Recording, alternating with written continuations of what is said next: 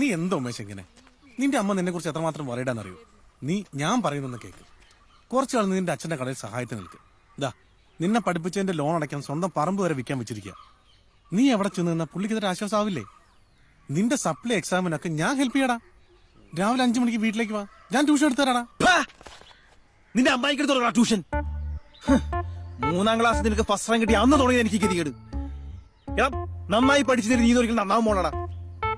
പുച്ഛത്തോടെ അല്ലാതെ എപ്പോഴൊക്കെ നീ ഞങ്ങൾ നോക്കിയിട്ടുണ്ടോ? നിന്റെ ഒക്കെ ഒരു വിചാരമുണ്ട് ഈ ബാക്ക് ബെഞ്ചിലിരിക്കാൻ പറ്റുന്ന വേറെ ഊശകളാണെന്ന്. എടാ ഞങ്ങളൊക്കെ നന്നായി പഠിക്കാത്തോണ്ടാണ്ടാ നിനക്ക് ഫ്രണ്ട് ബെഞ്ചിരിക്കാൻ പറ്റിയത്.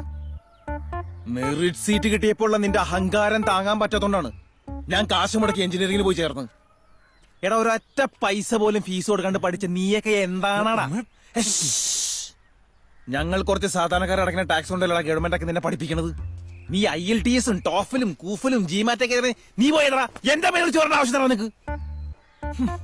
നിന്നെ കണ്ടുപിടിക്ക്, നിന്റെ കാല് കഴുകി വെള്ളം കുടിക്ക്. കേട്ട് കേട്ട് ഞാൻ മടുത്തു. ഇനി നിന്നെ എങ്ങനെ എന്റെ വീടിന്റെ ഏരിയ കണ്ട